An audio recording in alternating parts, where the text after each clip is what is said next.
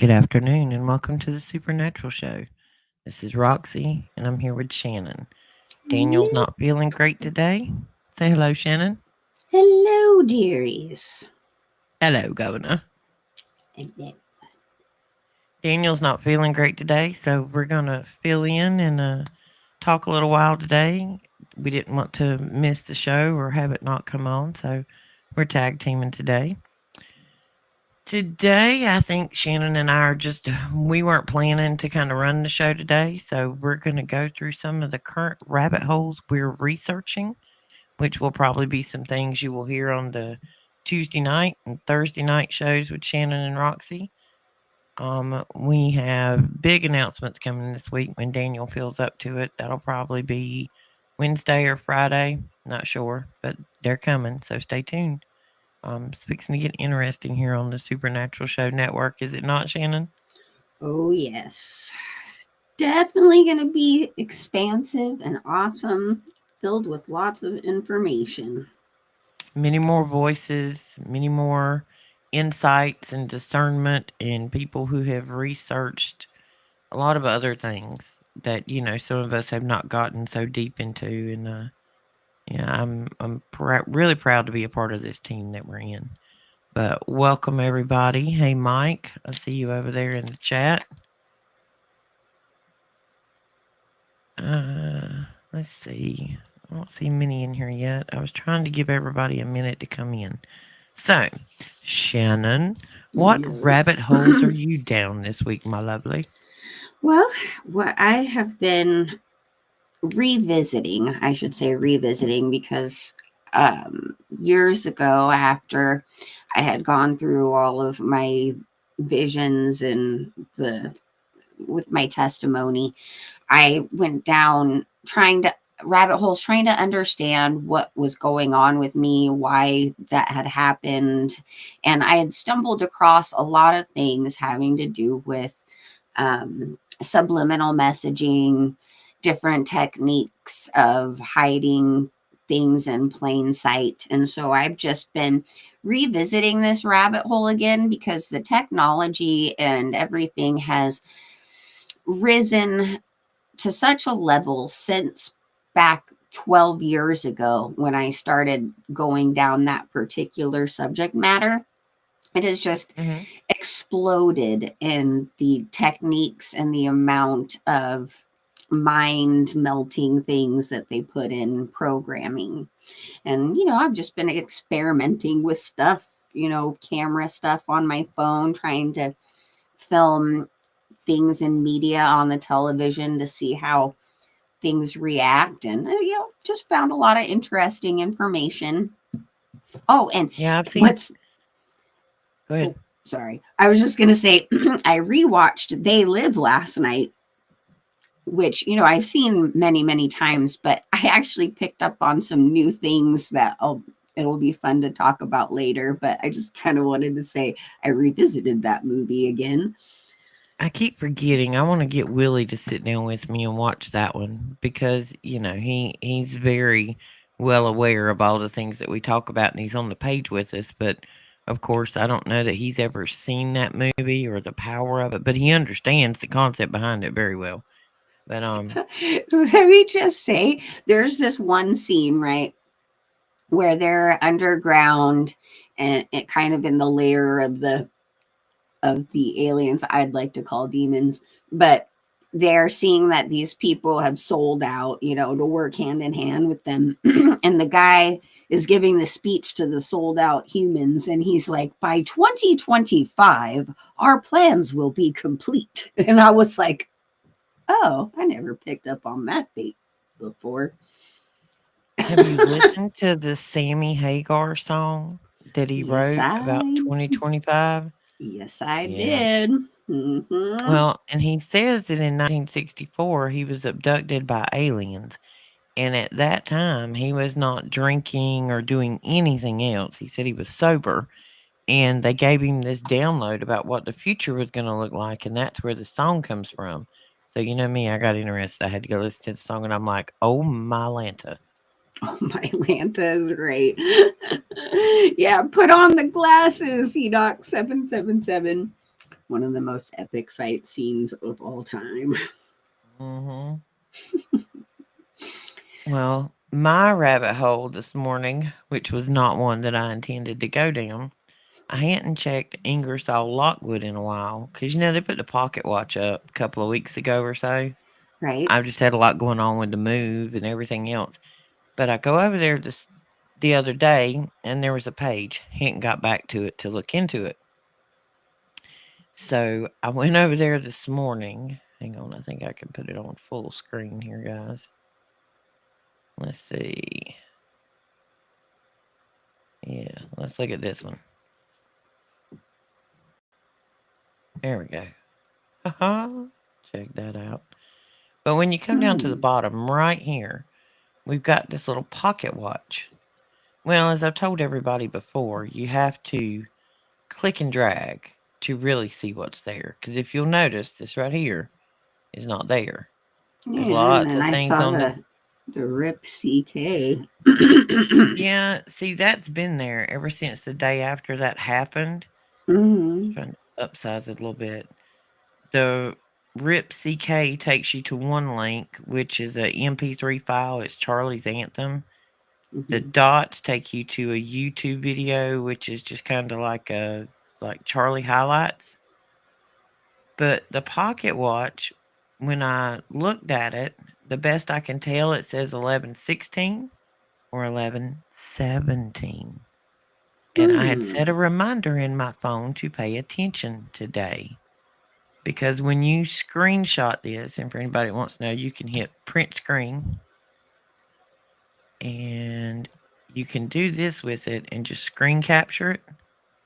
Then once you screen capture it, then you can zoom in on it and, do all kind of neat things and look at a lot closer than you can on these pages because we're only going to let you zoom so far. I don't know. I just thought that said 11, I think it says 11:17, just today's date. So I'm like, Hmm. we need to pay attention today and see what happens. This was not a clickable link until maybe a week ago. Well, let's see if I can make this go away. There we go. I don't know if it will or not. And you can't see it on screen. Any of these links that are clickable, you can look at the web address. You can't see it on here, but the web address says whitehouse.gov/ my safe space Q equals IL Ingersoll Lockwood 1717-4-10-20 DJT. It doesn't say DJT, but that's what 1420 means. Then it says tip top, tippy top shape. When you click on this link, it now takes us to a page that is hosted on the White House page, and it says My Safe Space, a place for DMs. This is some type of music file. I've not listened to it. It's got links up here to like Trump RX, the White House Wire. But this is what, when I started looking at it earlier, because when I do this, I like to highlight, and anything that lights up, I want to open it, go look at it, make a list, come back, blah, blah, blah. All of these over here work. Then there's the shutdown clock. But this is what got my attention. Right here. The song that is chosen to play is What I've Done by Linkin Park. Linkin Park's lead singer, Chester Bennington, um, supposedly, let me say that, decided to end his life force on this earth, so they said. So Yet a they few say. days prior to this end of life force, he had done an episode for a TV show, and there were pictures taken with him and his wife and a good majority of his 6 children. He's been through some stuff in his life, and Shannon knows more about that situation than I do because I have just gone down that rabbit hole and just started. But Yeah, yeah, I just sent you an interesting collage of photos yeah, that on is the very subject interesting. matter. Wow. Yeah, you see what I'm saying? Yeah, they can't, but yeah, I can. Well, yeah, I sent her a picture of Chester alongside a certain Podesta brother that is associated with the Clintons, and their resemblance is uncanny.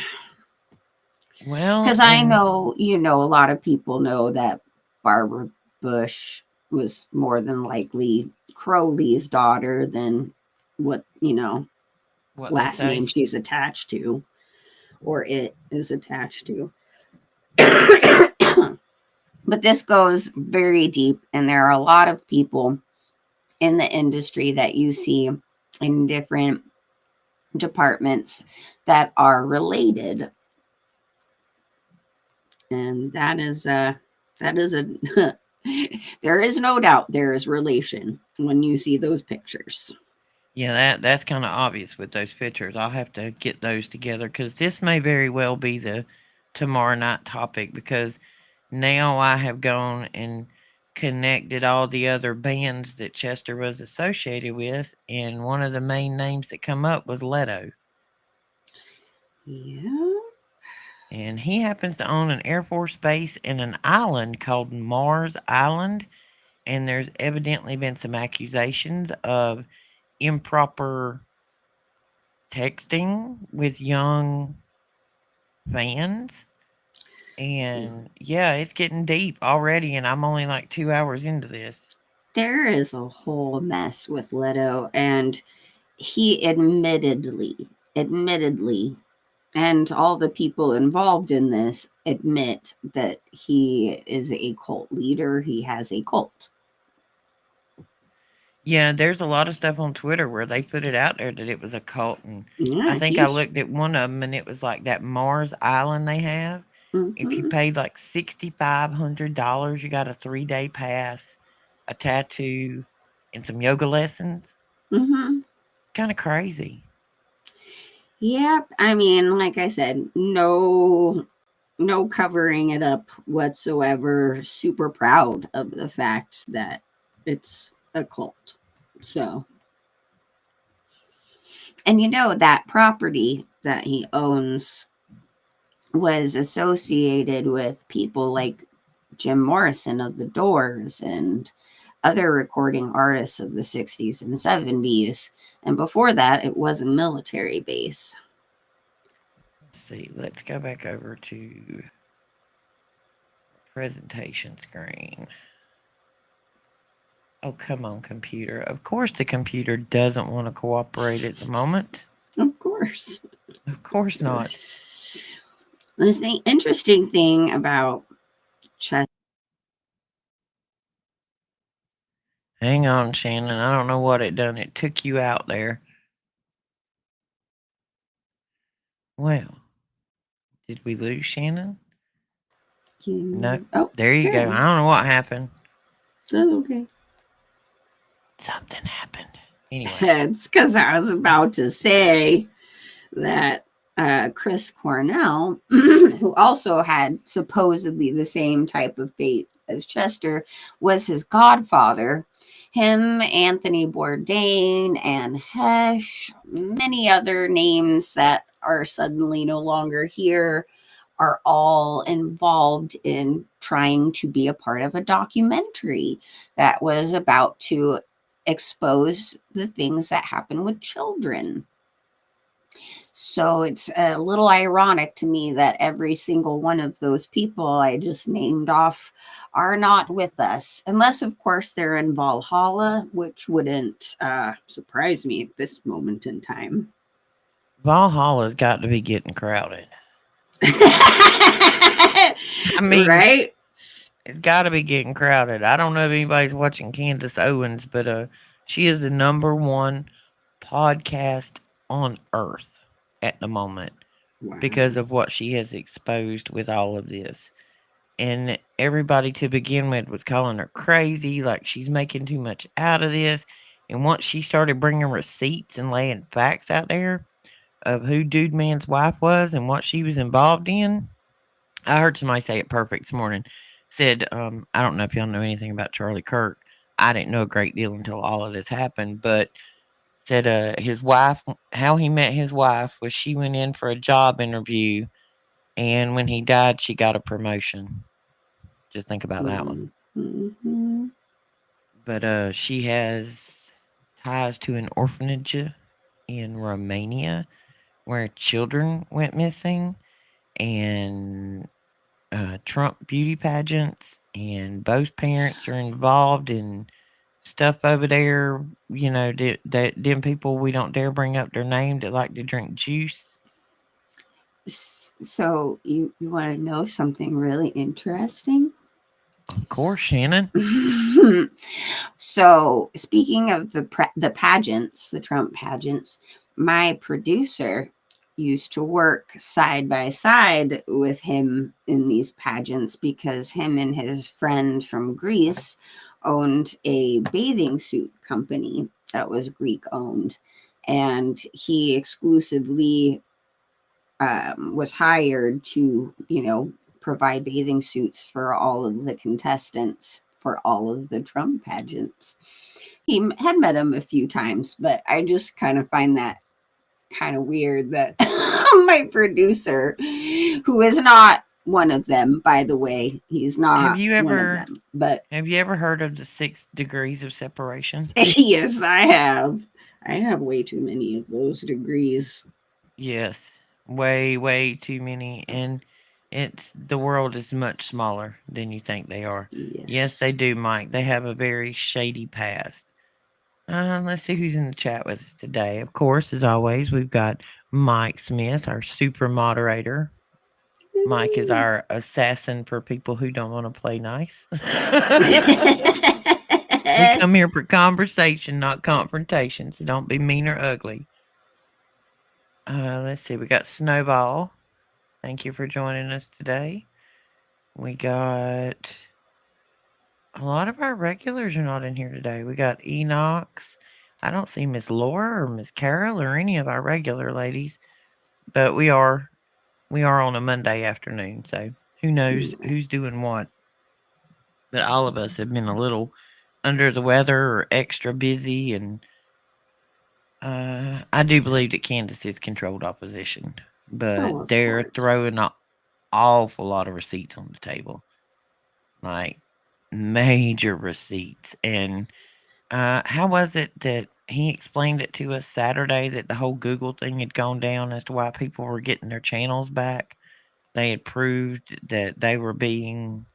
I can't remember exactly how. I don't know if you were in the meeting Saturday when he was explaining it to us, because we've all been wondering so much lately about why the censorship has let up in degree. Right.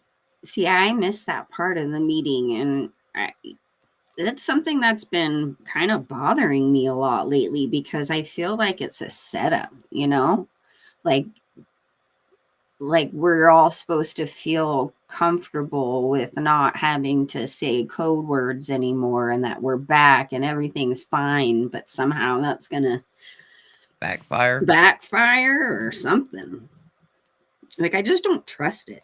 No, I don't either. And I've been speaking in code so long now that in normal conversation, face to face with people, I'm still talking in code. Oh, I know. It's so funny. I sometimes listen to our shows, back just to kind of, while we're here, we don't know what we sound like, but I realize I repeat myself a lot or say things and that stuff or factions because I'm trying to figure out how to say things without getting in trouble, and I realize I end up repeating myself a lot. But that's why, guys, sometimes it's just hard because you're trying to think of how to say something and how to present something when you've got this thought that's, at the speed of light in your brain that needs to get out. Without And getting a community right. violation. So that does tend to be a problem sometimes. So I do apologize on my end that I know I do repeat myself or say certain words a lot or maybe not finish a sentence. Is because I'm trying to figure out how to say it and it doesn't always work out that way. Yeah, I catch myself like you're in the middle of a sentence and you catch yourself and you just like pause for a second. You're like, What is the proper safe word? Exactly. How do I say this without getting a strike or getting it taken down or whatever? But the thought and the theory that we actually live in America where we're supposed to have freedom of speech, as long as your speech is not hurting anyone else. I mean, I can understand, hurtful speech, just trying to incite things, but just having a conversation and it gets filtered, or of course they don't say that they, what is it? How is it they put it? They'll come up with some other reason. And this is one of the reasons during my show and a lot during Shannon's, we don't do a whole lot of presentation, because if you happen to do a presentation on Facebook and there's some type of music in the background that's copyrighted, they will strike your video. Even though you weren't trying to play somebody else's music, it doesn't matter. If they hear it in the background and AI picks it up, community violation. Yeah. Yes, freedom is an illusion, my friend.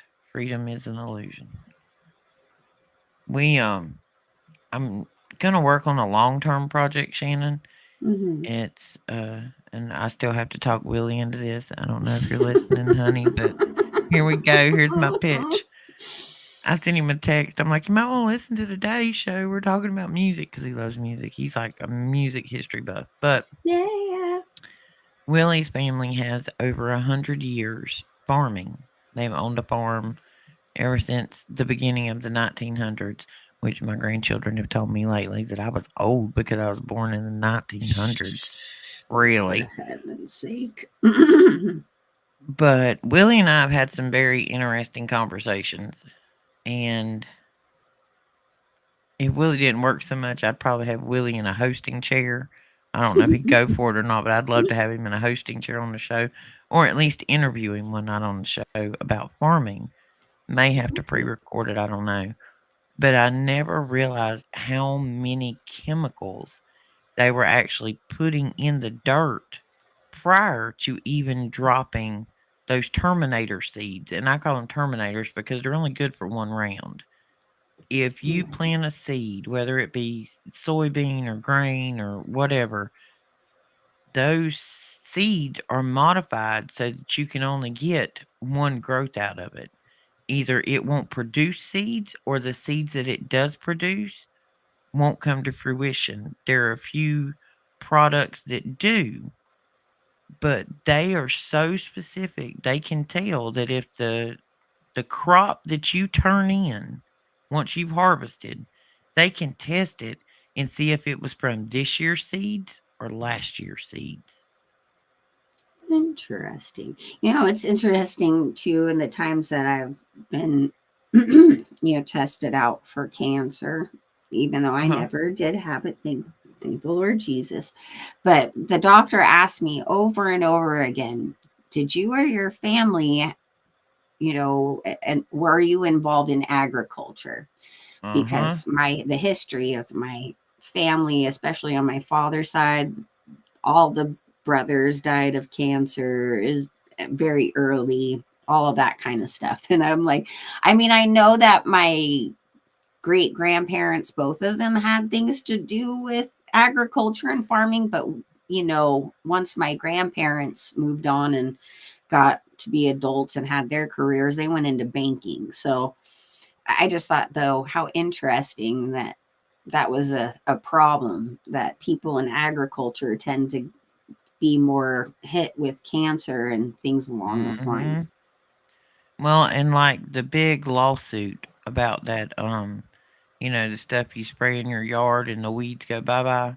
Mm-hmm. I'm kind of scared to even say the whole phrase together out loud, but anyway, the settlements on those are scored by exposure and occupation and blah blah blah, so they're aware.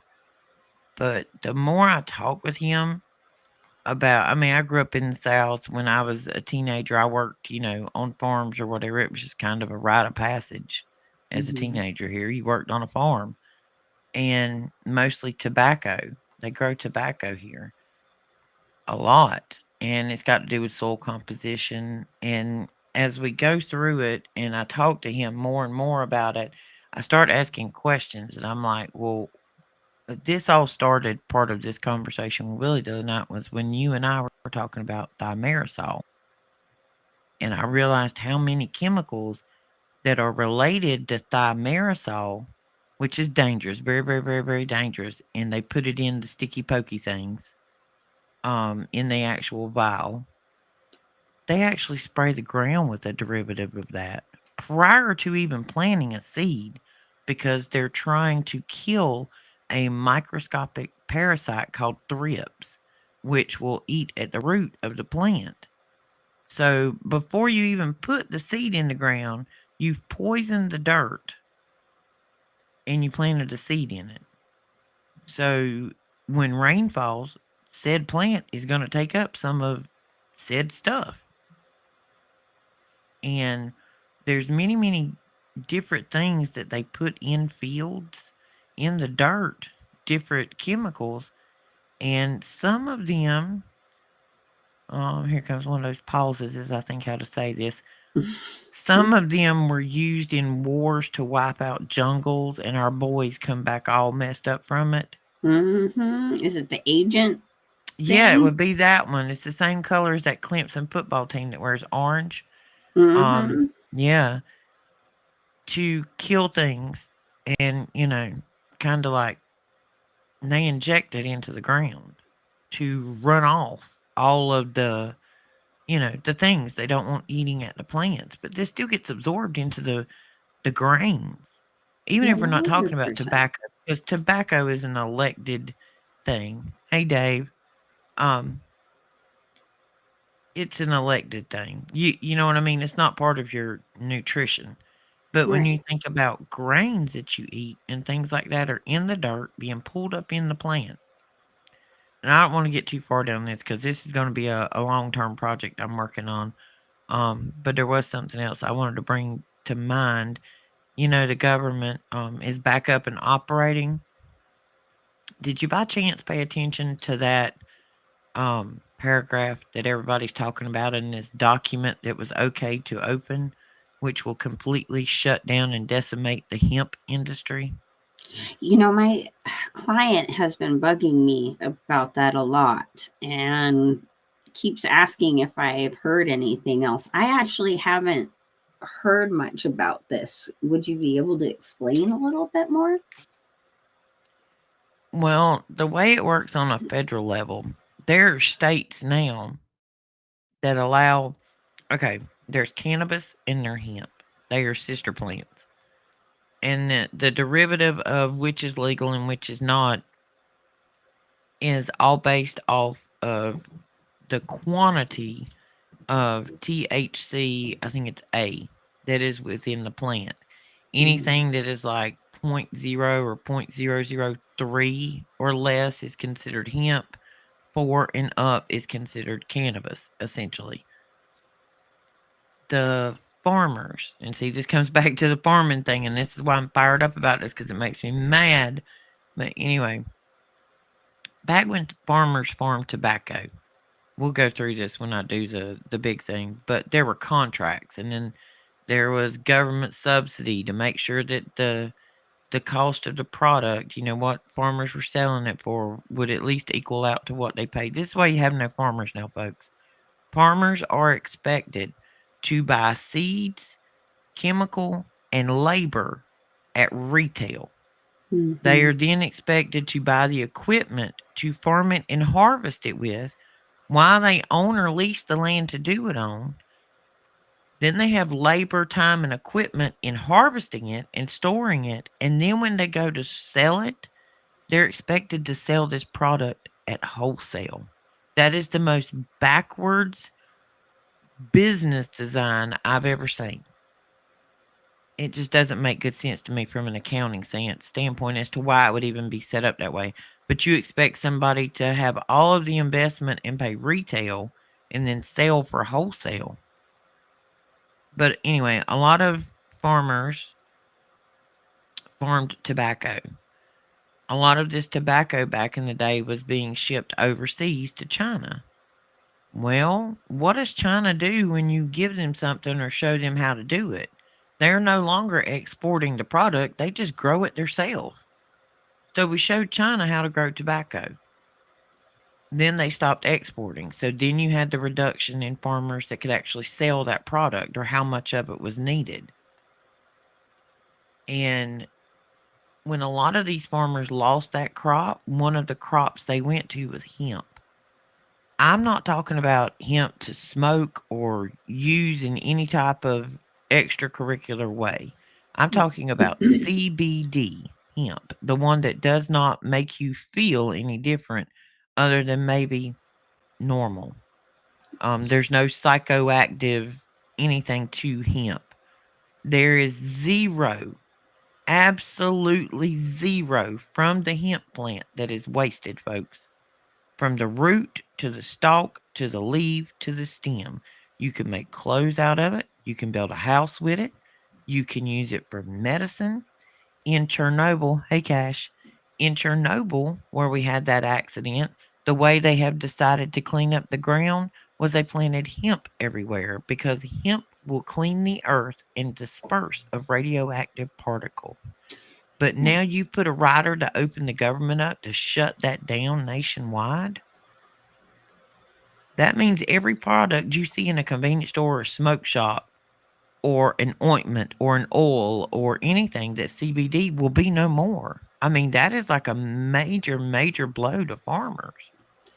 Well, and I know there's a lot of people out there who use it to, for anti-inflammation and, as Joint it pain. goes, yeah, and without feeling like they're high. And it's really important for a lot of people who don't really want to involve themselves in that kind of a feeling.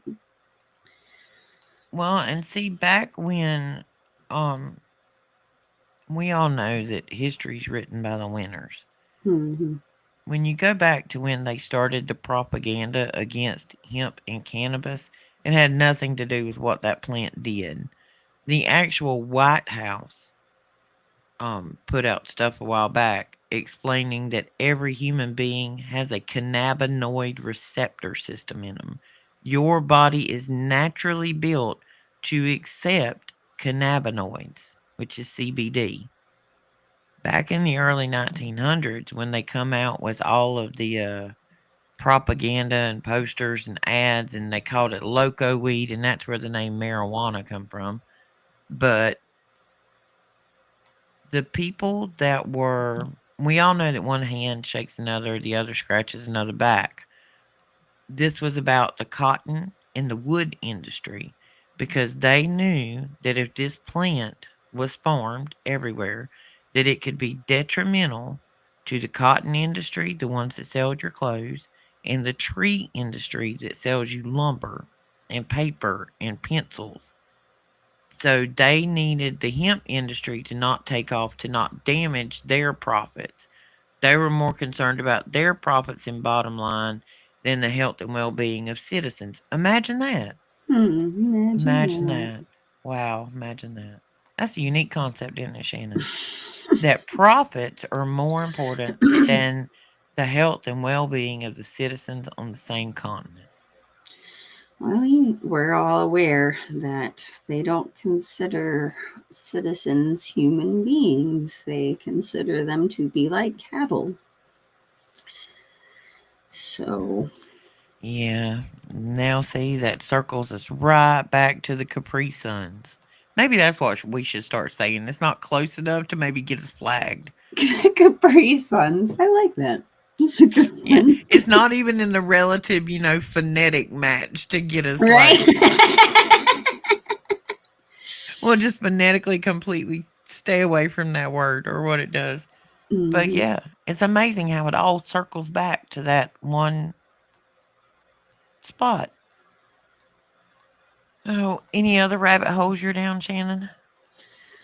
I am just, like I said, super obsessed with just trying to discover the level of the subliminal and tactics and stuff that is being used, because the more and more things get brought up to me that, of course, our phones, tablets, computers, they all have that area where the camera is, in that area, there is flashing lights going off all the time that your naked eye can't see. And as I mentioned earlier on the show, I've been doing kind of some experimentations of my television set and what things I can find subliminally or whatever with different techniques, trying to, figure out if these phones will capture it.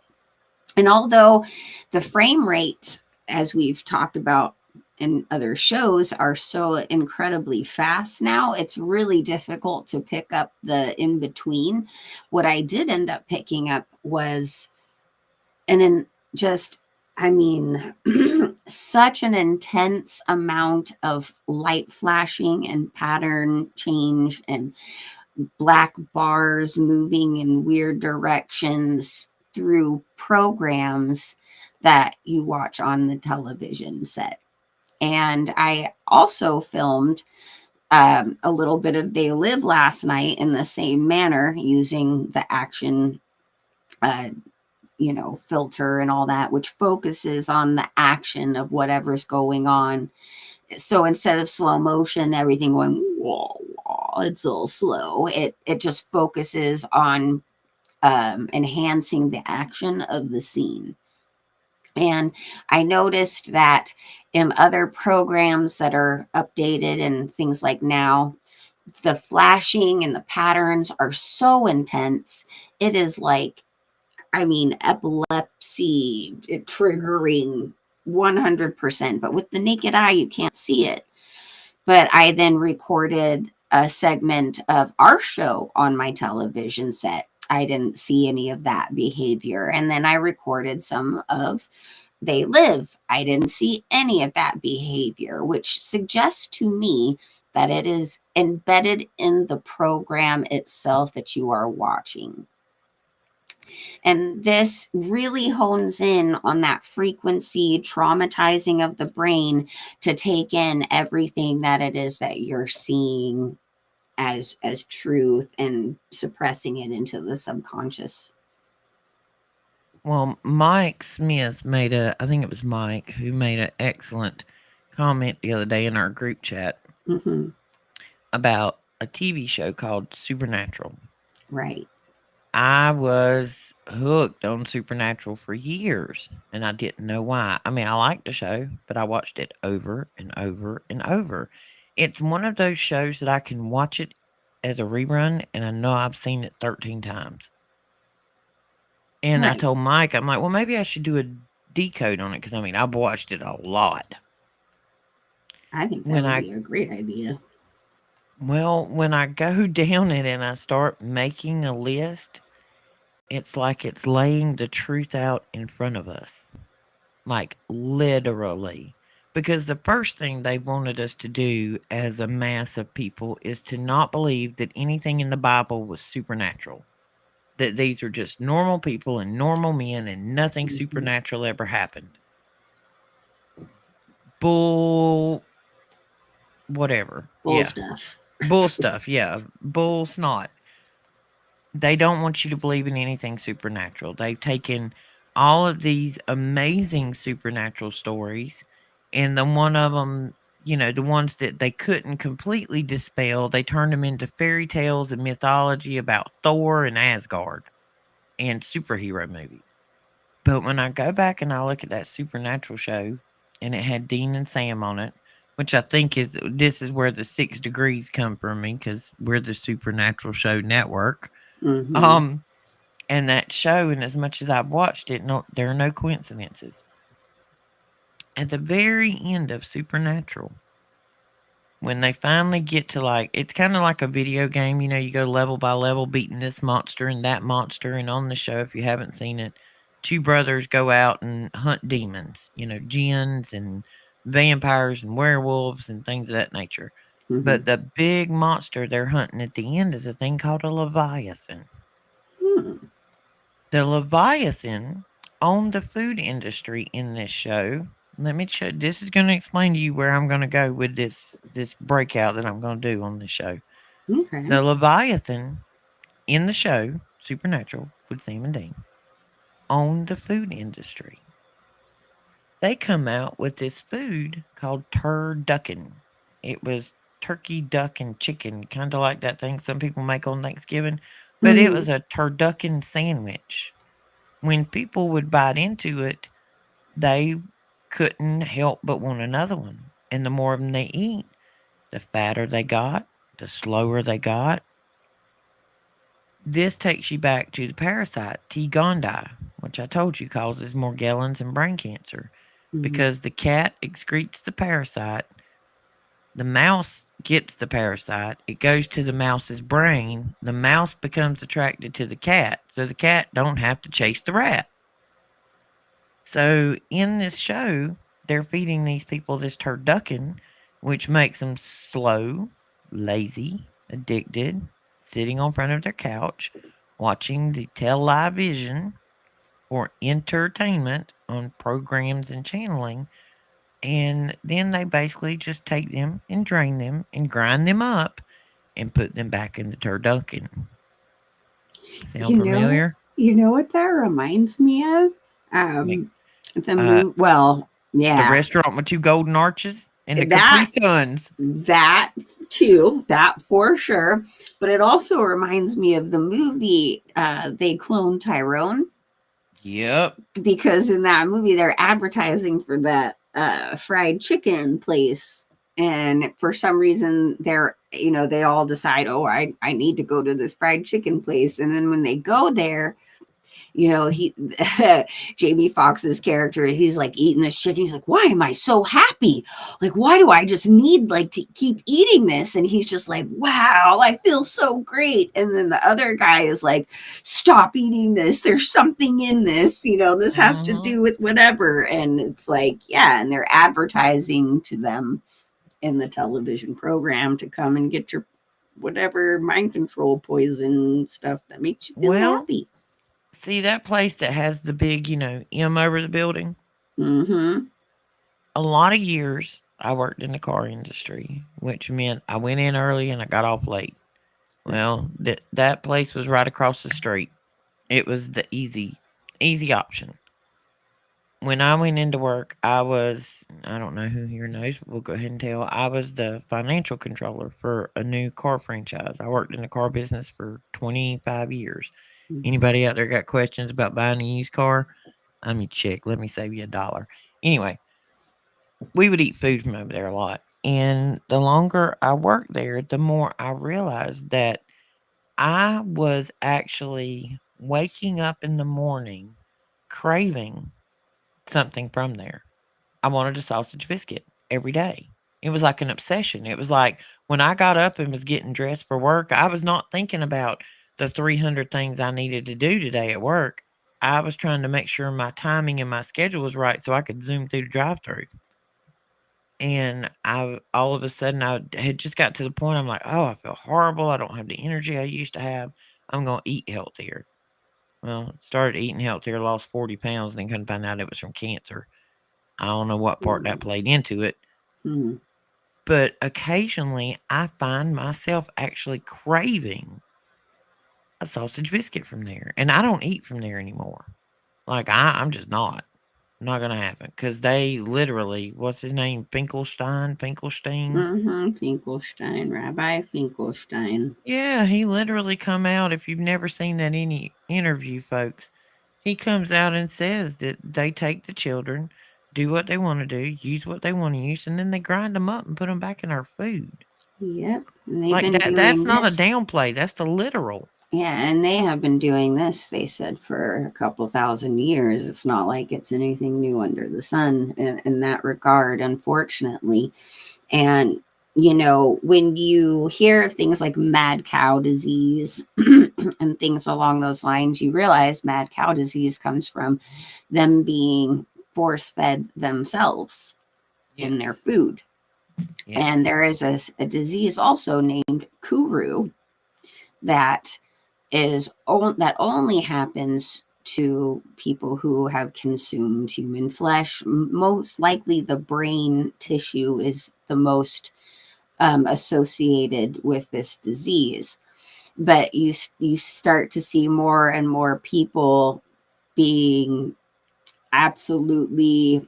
insane or erratic, crazy, whatever you want to call it, you might want to start thinking and associating what is their diet consist of and how much of these mainstream processed meats are they consuming on a daily basis. Well, everybody knows I'm a potatarian. I'm just not about the meat anymore because I can't trust it. Right. And it's gotten to the point like Willie still eats meat. So and we have an awesome thing when it the whole what do you want to eat thing. Don't ask me what I want to eat. I'm gonna eat potatoes. Right. See, I went vegan for a long time because of all of that. People who are survivors of SRA or, severe trauma in that department, they tend to go vegetarian and have an aversion to meats, Mm-hmm. for a reason. If I'm sure you all can connect the dots on that one. And I did that for a very long time. At this point, I'm not, but I am so extremely picky about the source of where it comes from. I pay a lot of extra money to get decent things that I know are farm fed, like real raised things. But there's another level that had been brought up to me a couple of days ago that I kind of hadn't really thought about. Like I did a little bit, but not extensively. But we know that Billy Goat guy, right? He owns a lot of farmland, especially out here in California. And Mm-hmm. it turns out that, you know, the FDA has approved that you do not have to specify if that the meat that you are consuming is cloned. Yeah. And for 20 years now, this has already been out. So imagine 20 years of production in that. How much of the meat we have consumed have been the same animal, Artificial. Yeah. but just different copies of that animal?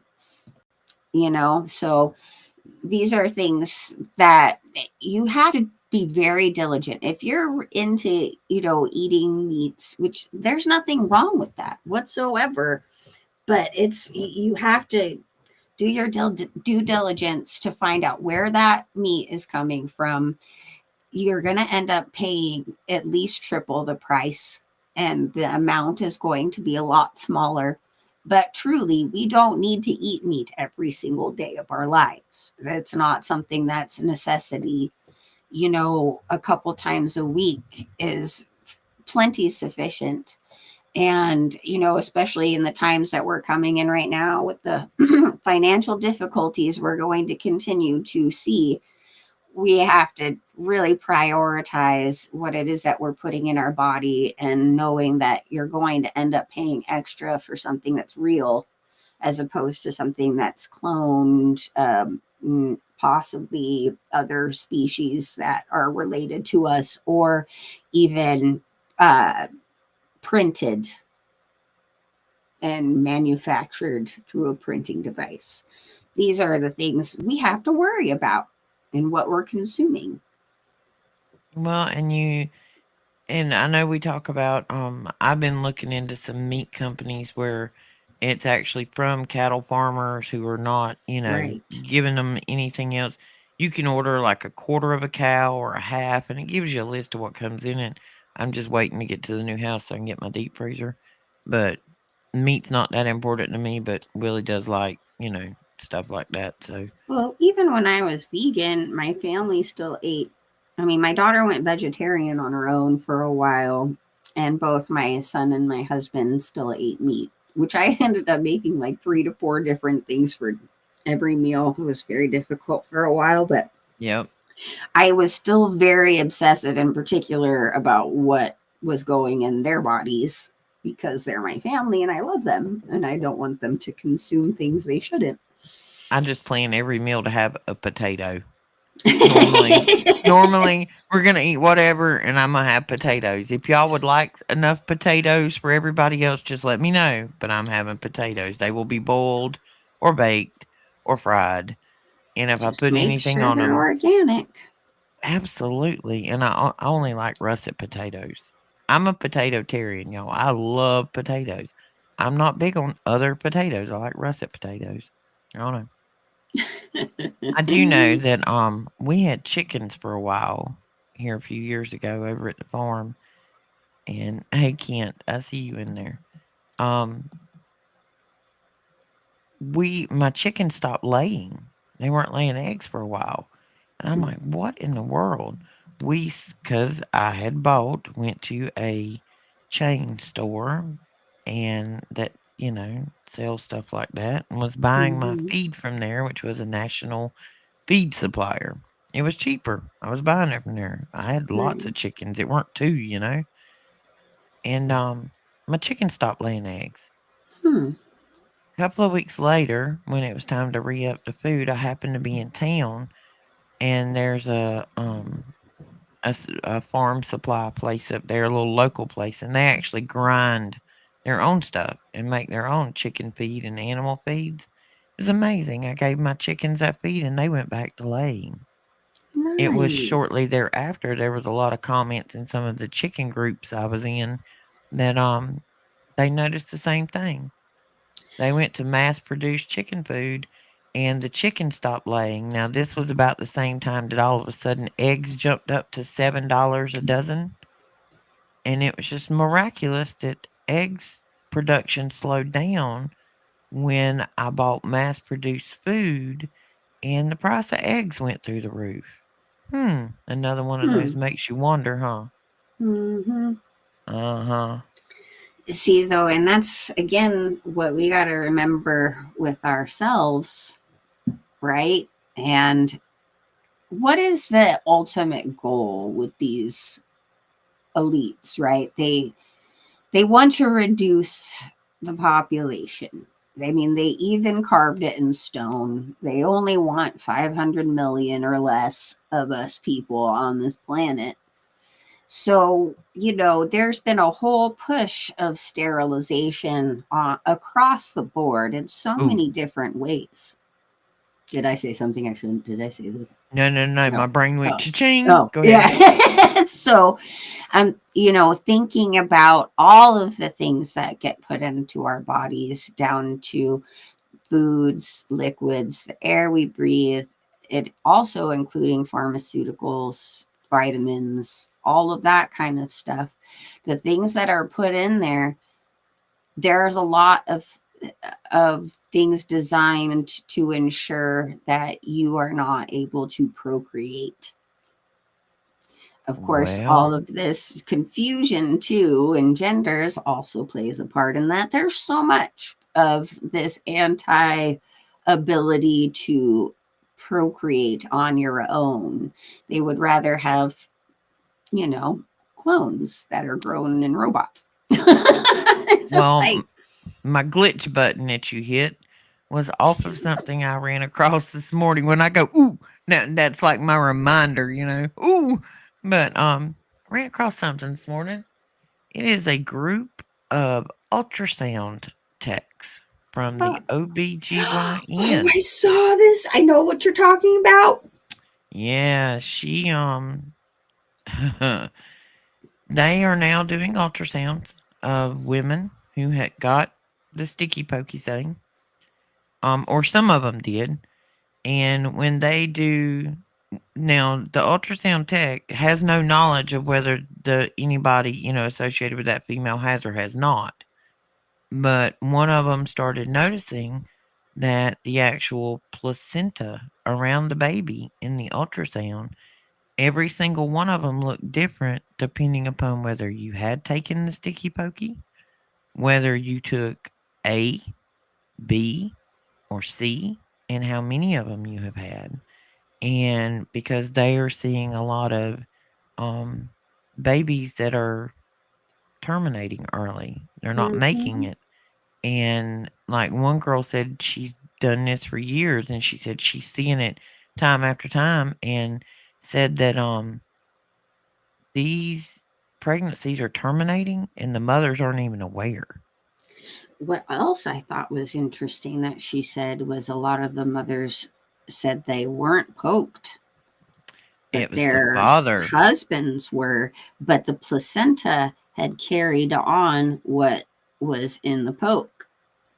Well, scientifically, when pregnancy happens, the woman's body provides the amniotic fluid as far as DNA composition. Not saying that the woman's body doesn't make it all, but the majority of the DNA composition in the amniotic fluid is from the woman. The actual placenta in the womb is derived from the male's portion of the DNA contribution, and that's why they're seeing it in the placenta even if the mom didn't have it, because even if the mom didn't take it and she's being intimate with dad, it has shed into her, but he is responsible for the placenta, and that's why it's showing up like that. But they can literally look at a pregnant woman in an ultrasound and tell you if she's had the sticky pokey and which one it was. Isn't that scary? Hmm.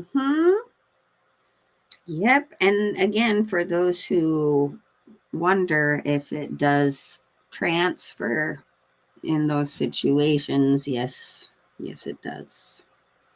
Well, and when a woman has a child, you carry a certain part of that child's DNA structure the rest of your life in your brain. It's called chimera. It happens every pregnancy, everywhere. It doesn't matter whether the baby makes it to term or not. You are still carrying a part of that child's DNA with you and you with them because they're made from you. Now, when you are intimate with a partner, you will carry that partner for 6 weeks. You will carry physical traces in your genetic structure for about 6 weeks where the other person's genetics are trying to integrate or change yours because it's there. It's just like a foreign invader, so to speak. But yeah, any Well, contact, yeah. well, this is something scripturally speaking that God has tried to warn us for thousands of years. The reason why you don't give yourself to more than one person, why you are, I mean, I know in this day and age, and God knows that this isn't something that everybody has been able to do. We all know about, we all carry sin and blah, blah, blah, blah, blah. I'm not trying to make anybody feel bad for any of the decisions that they've made or whatever situation you're in life right now. But there are reasons God put things into law. I mean, when it comes down to shellfish and pork, those tend to be the beings on earth that carry the most parasites and things along those lines. He was trying to protect us, to give us information. You don't want to consume this or take part in this person's um, genetics, okay, if it's not good for you, if it carries demonic whatever parasites, it's supposed to be there to protect you. And that's why when you are genetically sharing stuff with people, you're taking in spiritual things you don't realize. You're taking in genetic things that stay with you forever. It's a thing. Well, take that back to that golden M we were talking about. Mm-hmm. If you are, if, if we're going to leave that there, they are reusing things when they have discarded it and they're putting it back in the bucket to grind it up to make the other things, there's genetic structure in that. And when you eat that genetic structure, it does the same thing to you as yeah, yeah. It's Mm-hmm. genetic uptake. Exactly. And Genesis in essence is literally all about the manipulation of God's original construct of the genetics. This is why the flood took place.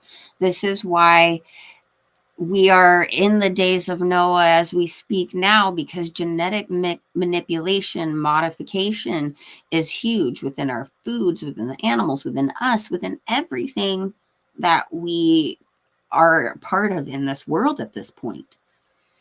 And that's really the ultimate fight, is your genetic makeup, your construct. Is it originally from God, or have you allowed other factions to come in and alter that? Well, when you're talking about, um, okay, let's say a marriage, a relationship, a boyfriend, girlfriend, whatever. If you've been intimate, and we call it coloring on here, by the way, because a lot of times there are 10-year-olds running around in my house, so we call it coloring. Um, and it keeps us safe from community violations. Yeah. But coloring, if you sit down and you color with a person for an extended period of time, um, and you and said person decided to take your crayons and go in different directions. This is why when you go to a therapist or a counselor or whatever afterwards, they're like, oh, you don't need to get involved in another relationship for X amount of days or weeks or months or whatever, because your brain is still seeking the input of that normal genetic uptake of another person. It's almost like a drug that you're addicted to. Your body has become used to that. It's a chemical that it intakes and it gets used to it. And it's part of what drives your brain about that other person. This is why counselors tell you, stay apart a while, give it a minute, let the addiction, the Jonesing, wear off. Now, another study also says that these women out there that have multiple children by multiple fathers, the some of them, the mental instability that some of those mothers exhibit may be related to the fact of multiple genetic partners. And interesting Wrestling, I enough, like that. yeah, Wrestling. interestingly enough, on that same exact note, the children can possess certain genetic anomalies of other said partners. Absolutely. Because the mother's still carrying it. Yep. Yep. So, God isn't trying to be, a party pooper, guys. God is trying to protect you, and He's been trying to tell you this since the beginning. I know that flesh gets strong in its desires, but the whole point of these laws and scriptures that God has put out in the beginning is for a reason. It's to protect you, to keep your soul intact so you can be back with God again someday. That's why Jesus came, to fix all of that and to graft us in to the tree. Well, and I've been lately when I go back to my Bible study, because eventually when I get too far down these rabbit holes, I just shut that and go back to the Bible. And I read Right. something there that I haven't read before, I didn't understand, or I want to look at it.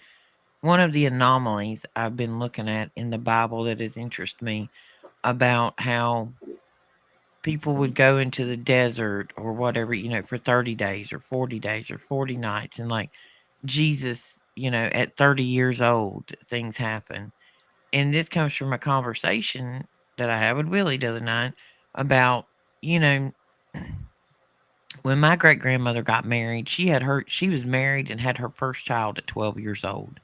I understand that the mental responsibility of a 12-year-old in 1912 versus today is very different.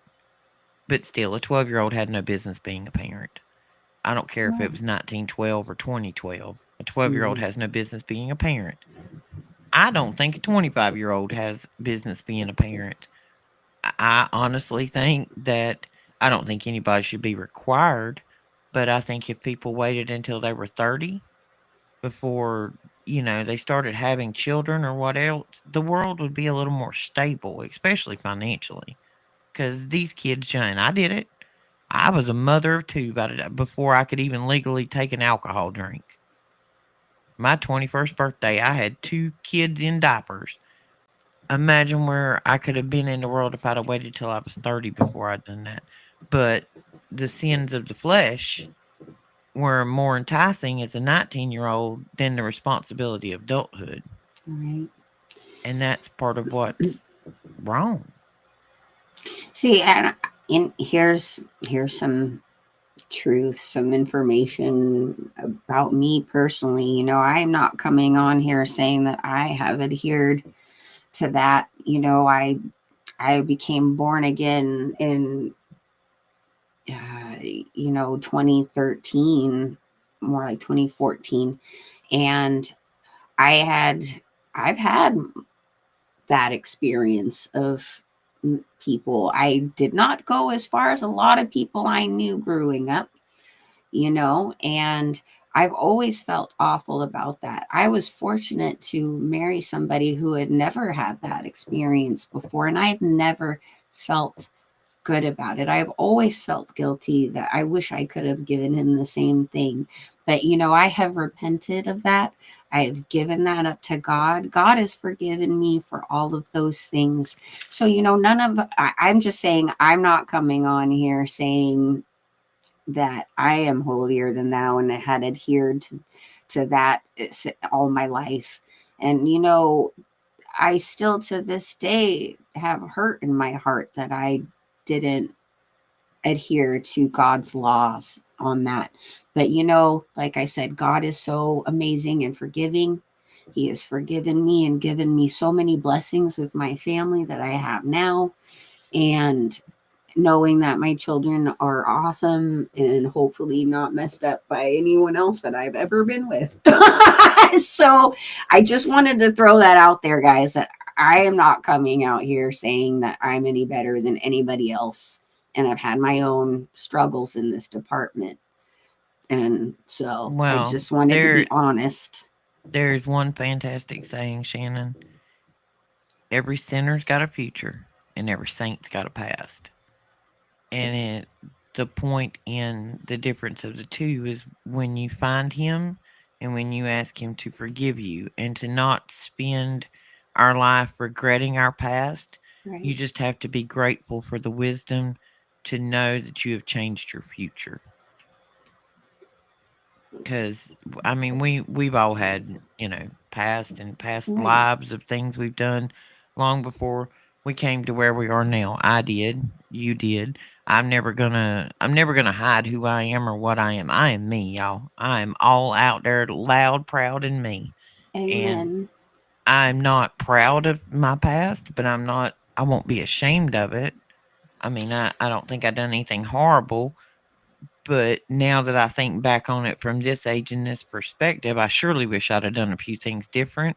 But if I'd have done anything different, I wouldn't be where I am sitting here right now talking with Shannon and spending my afternoon with you fantastic people. Amen to that.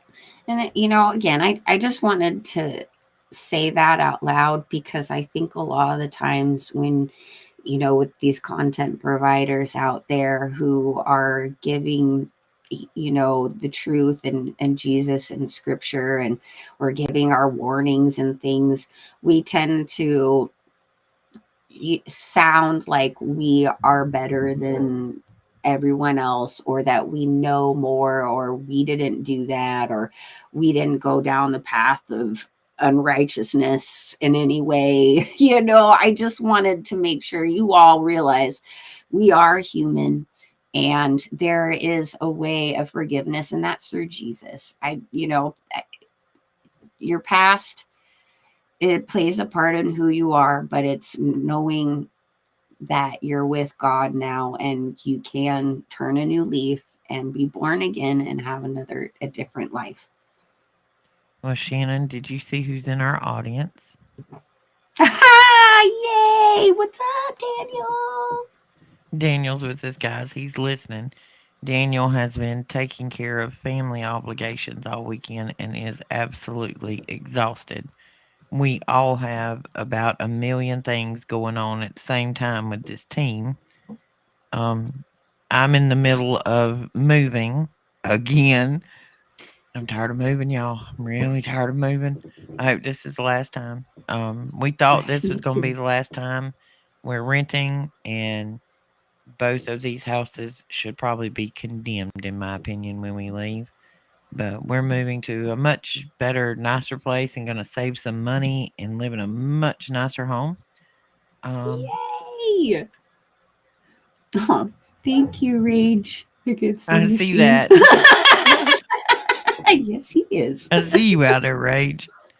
Uh, Well, uh, again, I do think it's really great that we all come as we are and we all have these discussions of, you know, the light at the end of the tunnel, and that even though this world is so messed up on so many levels, and we are all going through a lot, guys, as Roxy says, she's moving, Daniel's been going through some stuff, I've had a lot of deaths in my world the last couple of weeks, but we always want to make sure that at least at some point we're here to talk to you guys about all of these important subject matters, and that God is here for us, and we don't have to give our silent consent to anything. All we need to do is ask the Lord Jesus to send the Holy Spirit and discernment, and we can all do this together as one big happy family in Christ. Absolutely. We are a family, folks, and we enjoy every time you're here with us and every conversation we have with you. And yes, I see your comments, Cash. You and Rage are on it today, buddies. You two are on it. I think we may have to list them as super bands, Shannon. For real, when are you guys going to be moderators? Yeah. Maybe. Maybe we'll give you that. Shannon and I will be on tomorrow night, Tuesday evening. So Cash and Rage, we expect to see both of you there at minimum tomorrow night at 7:30 Eastern. We may go a little deeper down this rabbit hole. Then Wednesday will be Daniel after lunch on Logic Before Authority.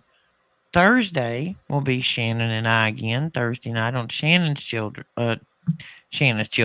Shannon's channel, Children of the Most High. Now, the new thing we have, and Friday is all of us back together on our Friday, uh, group thing. I don't know what we're gonna call that yet, guys. We're gonna call it something on Friday. But we are broadcasting on all channels. We know you're a flirt, Rage. We are well aware, buddy. We're well aware. You make me smile, though. You do. You make me and Shannon smile. You and Cash. Yeah, We nothing love but you love. guys. Nothing but love, yeah.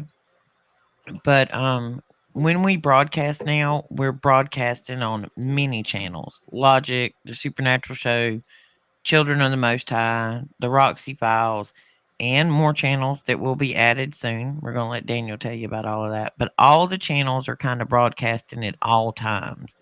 So normally when any of us go live, you should be able to um yeah, Shannon, we didn't think about that. That's a super mic category in Super Dave. Oh, yeah. They're in charge of They're the moderation. moderator pickers. So anybody that wants to be a moderator, you gonna have to go through the boys. That's Yeah, secret service right there. they're Super Dave and Super Mike. That is our secret secret service. service. Yeah, Rage is very Yeah. honest about it, Daniel. Him and Cash show no bones about the fact that they're big flirts. But Oh, that's anyway, funny.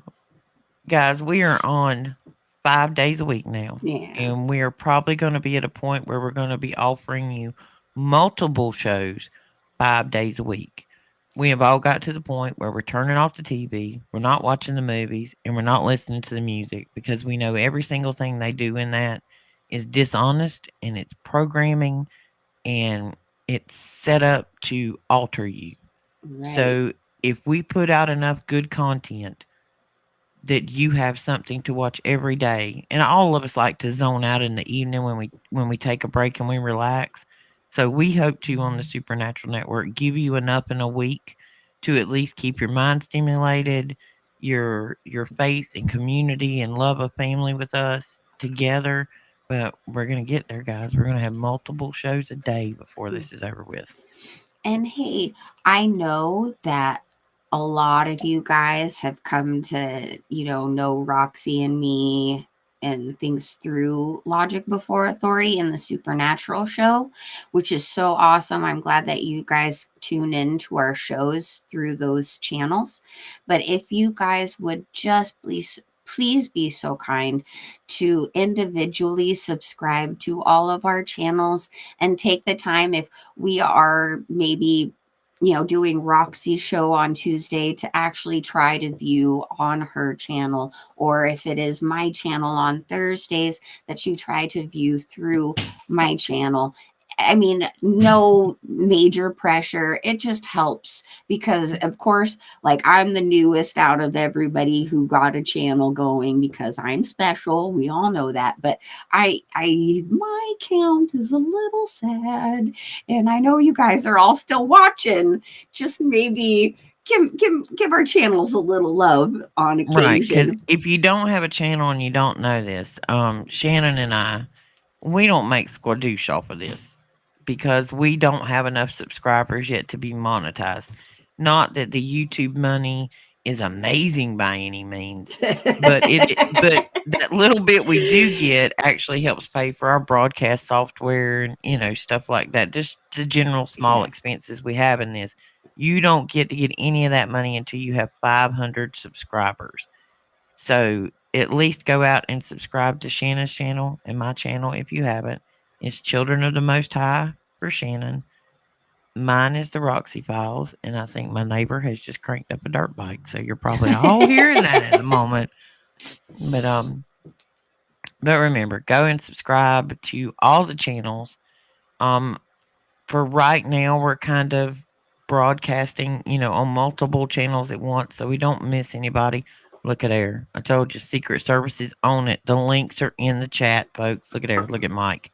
Telling you that Yeah. man is a machine. Mike, we love you so much. You Yes, and we Dad. do. These guys are great. But there's Shannon's link. Go subscribe to her channel because the other, and there's mine. Go ahead with your bad self, Mike. Yeah. The it's going to be broadcasting on almost all of the channels, but try to go and actually view it on some of the other channels. If you're part of our regulars group that travels around with us, even if it's a show that's not Shannon's, but it's shown on her channel, go watch it on her channel. Just kind of jump around, check it out. Yeah. Now, on the YouTube channels, each person's individual. There are communities on there where there are chat boards. We can talk. You can leave us messages. Thank you, Anonymous Legion. You can go to the website. It's thesupernatural.show. Daniel is all the time putting up stuff over there. Coming the month of December, we're going to have all kind of giveaways. Shannon's got some. I've got some. I don't know if the other channels are doing some. Not. It's just going to be. I think Shannon and I are going to derive ours off of all of our new subscribers up to that point. We're Right. going to draw for some prizes. So, just some little gifts. You can keep them or re-gift them for Christmas. But mine are going to be coffee cups. What are you got, Shannon? I have some amazing books that I'm going to be purchasing from our friend Jesus Freak Computer Geek, David. He wrote this amazing book called The Incoming Flood of the AI, The Rise of the Nephilim. And it is absolutely full of priceless information. There's illustrations. Everything is super easy to read and easy to understand, and it is all scripturally backed. And then I will also at some point be giving out some more Ethiopian Bibles throughout the new coming year. And if you, and there may be more things that go along with the package. All right, guys, y'all got to calm down over there. Listen here, Rage. You got to calm that down, buddy. You can't just keep, throwing it out there. You and Well, Kent. you know, when you do that voice, it's not helping, and I'm now doing it. I So, tried I tried to stay off the microphone and speaking so softly. oh my goodness. We're horrible. See, this is what happens on a Tuesday night show, and this is why Daniel Yeah. does not join us because the giggles drive him crazy. Speaking of Daniel, just one quick thing. I just wanted to say thank you, Daniel. I know you're listening. I am so grateful that God brought us all together and that you asked me to come and be a part of this supernatural show that has grown into this amazing network that I just, oh my gosh, I'm going to cry. It's all Yeah, inspiring. that is just so much more beyond anything I could have ever imagined. And I'm sure you feel the same. But Yes, I just want to say thank you, Daniel, for bringing us all together in the name of Jesus and all of the information that you provided everyone for so long.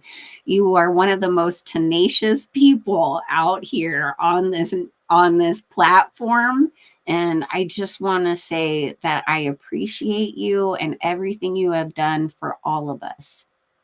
absolutely. I had no idea the beginning of 2025 that the Roxy Files was anywhere on my bingo card. Right.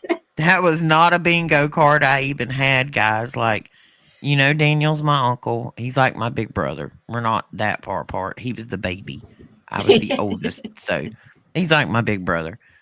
I'm still mad from where he moved away when I was 13. I mean, if that tells you how far that goes back.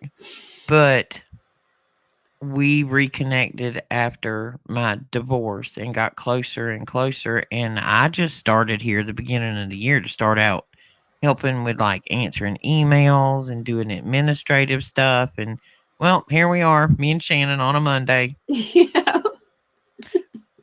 over here with the rage and the Kent and the cash. Oh, well, we appreciate all of you guys for putting up with all of us in one way Eventually, or we another. see you. We do. Shannon and I tend to have fun at the end of the show. That's our normal. But we will be back on tomorrow night at 7:30. We'll probably go a little deeper in this Lincoln Park Leto kind of conversation if that's where it leads us. It may lead us in a whole different directions, but come and talk with us. One of the reasons we run chat on the screen the whole time is so if somebody comes back and watches it later, they don't think we're talking to our imaginary friends named Rage and Kent and Cash, that they are real people and we're not just hallucinating. I mean, they call us crazy already. We don't want to give them any more reasons. Oh my goodness. Well, I'm used to being called Yeah, I'm used to crazy. crazy. I kind I of don't actually take it mind. as I take it as a badge of honor now. If a normie calls me crazy, I'll be like, "Thank you, thank you very much. Have a good day. May you have the day you deserve." And that's where I leave it. May you have the day you deserve. Right That's what I there. tell That's everybody it. because you set your own day that you deserve. I don't have to wish any good or bad on you. I don't know you. You could be a horrible human being. You're a stranger. May you have the day you deserve. So if Oh, you that's deserve so a good good. one, I hope you get it. If you deserve a really crappy one that your car won't crank when you leave the store, I hope it comes for you, but it's not my business. I love that so Okay? much. I will I'm send using that. Shannon. All right, it's new merch going up in the store. I actually Yeah. already have a shirt that says that I made. So for myself, I love it. It's big right across the back in these big bright letters. May you have the day you deserve. It'll be new merch in our store. So Oh I'll my get on that. gosh. I'll put it on the list. But I we're gonna need the let you new go, mug. guys. I got mugs, girl. I got mugs. I need the new mug. It's awesome. Which mug do you want? Do you want the Roxy Files or you want the one with me and you on it? I want both. You want both? I'll have to look But in I'm gonna inventory. pay for them, okay? So don't trip. I got it. I'll pay for it. Don't trip. I got it. Okay. All right, guys. We're gonna let you go. We've had enough giggles. We've had enough fun. We hope you all had a good time. That you learned something. We love you, and we'll see you tomorrow night at 7:30. All glory to Jesus. Love you guys. Have a good evening.